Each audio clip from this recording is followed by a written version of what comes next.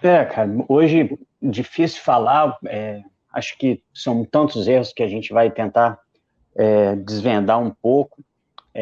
Acho que aconteceu um fato muito visível no Flamengo no segundo tempo, acho que o Flamengo morreu, cara. Acho que o Flamengo não tinha pernas, o Flamengo não tinha condições físicas de igualar um jogo com o Ceará. E aí, um primeiro tempo que eu não achei necessariamente ruim, achei que o Flamengo teve um bom controle, achei que o Arrascaeta conseguiu ter boas tramas ali com o Bruno Henrique. Em algum momento, o Flamengo poderia até ter matado o jogo.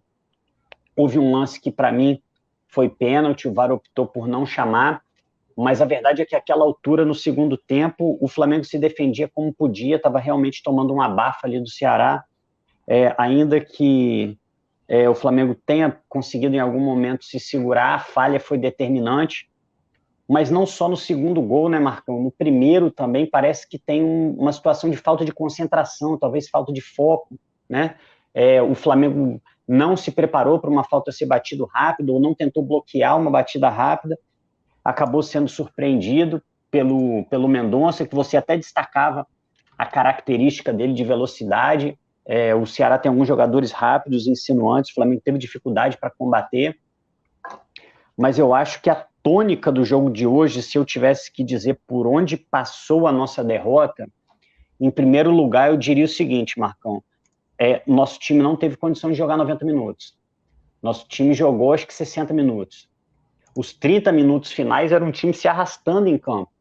Em algum momento eu achei o Ceará até um pouco desinteressado no início do segundo tempo, olhando o Flamengo tocar a bola, mas de repente o Flamengo para de jogar. Realmente o Dorival fez algumas mudanças no time. O Nino Paraíba mesmo que fez o gol foi um dos que entrou, mas em algum momento o Flamengo não conseguiu competir com o Ceará.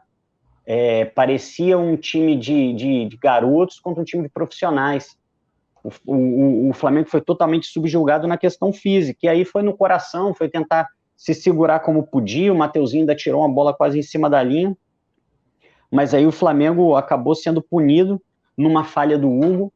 Não é o melhor momento do Hugo, certamente, esse lance de falta.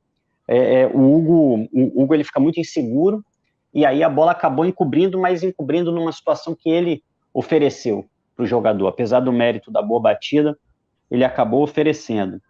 Triste pelo resultado, era um resultado importante para o Flamengo precisava dessa vitória, seja como fosse, e mais uma vez não consegue, perto da zona de rebaixamento, técnico numa situação difícil, né, que tem que ser cobrado mesmo, porque o desempenho não está bom. Cara, eu acho que a gente vai ter que falar muito sobre o que aconteceu no jogo de hoje, Marcão, e pensar como a gente pode projetar o que vai acontecer no Flamengo.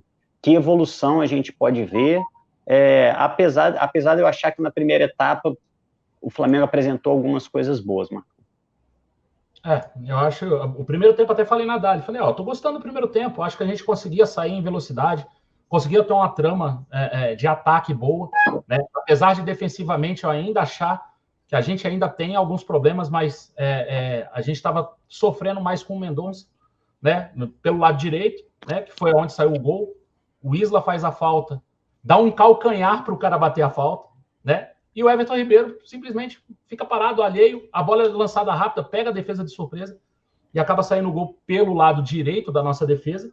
E depois o Mendonça troca de lado.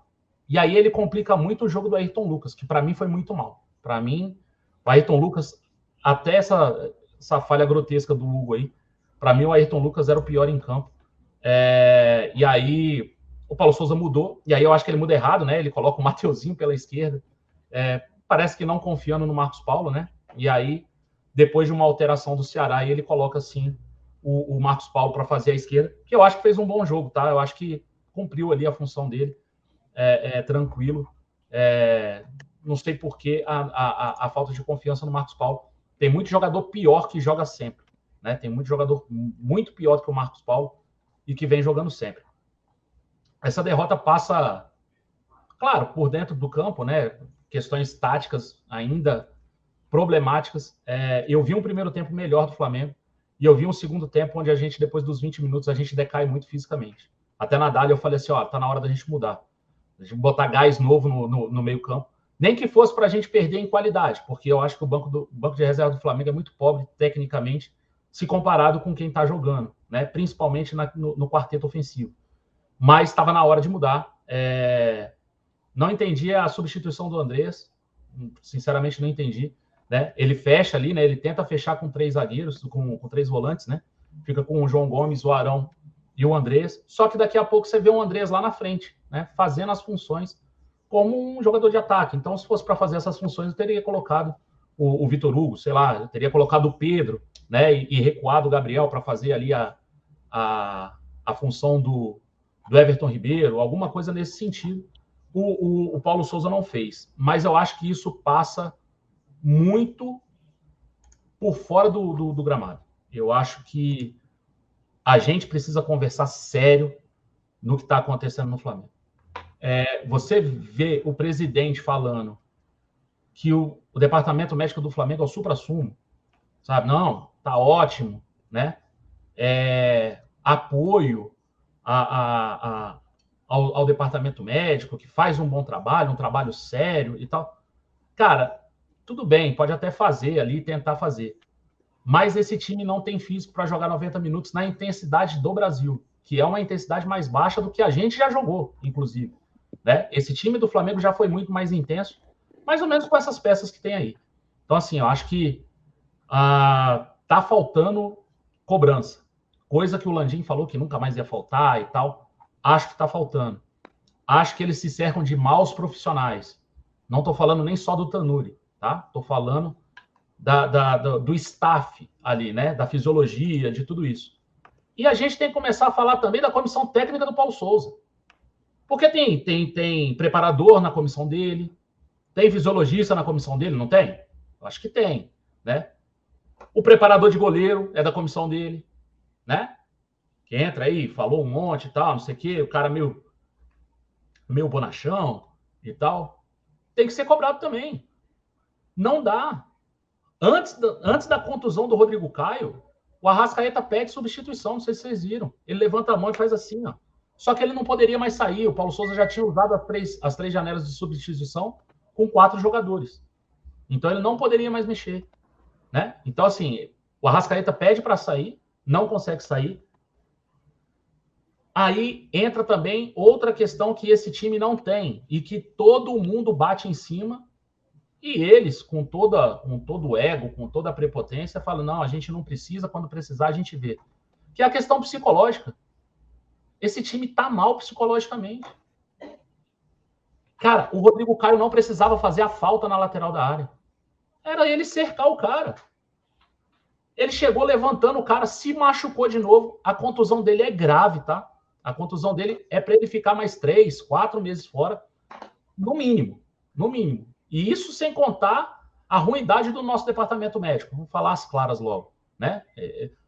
A lesão é grave, já deixa ele um bom tempo fora, e a gente tem que colocar em um mês e pouquinho a mais por conta do nosso departamento médico, por conta da nossa recuperação.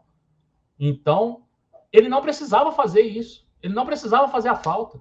Se ele chega e para na frente do cara, ele já ia complicar. Ele já ia complicar e muito, cara. Mas aí não. Aí ele chega, blum, leva o cara junto, se machuca, e na falta sai o gol.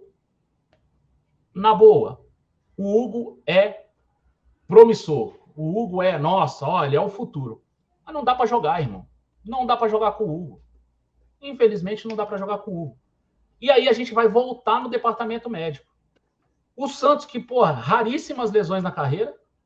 O Santos já teve lesão na carreira. Saiu essa fake news aí. O Santos nunca se lesionou. Já se lesionou. Inclusive, o Rafa mandou pra gente lá no grupo, né? Ele fez uma artroscopia, eu acho, no joelho, em 2020. Ele já se contundiu. Mas, cara, o cara vai ficar não sei quanto tempo fora. Diz que é uma lesão gravíssima aí, um adutor da coxa. O Diego Alves, sem jogar, teve pubalgia. Eu não consigo entender, cara. Eu não consigo entender. Sabe? Aí a gente vai voltar a falar nisso. O Hugo, porra, ele pode ser o Dida daqui 10 anos, mas hoje ele não serve. Tá claro isso. E é uma questão psicológica também. A bola vem recuada pro Hugo. Porra, eu em casa fico maluco. ele se livra da bola. De qualquer jeito, ele não tem segurança alguma no gol. Ele tem tudo para ser, mas ele não é. E já começo a achar que ele não vai ser. Porque a questão mental dele é muito ruim, é muito fraca.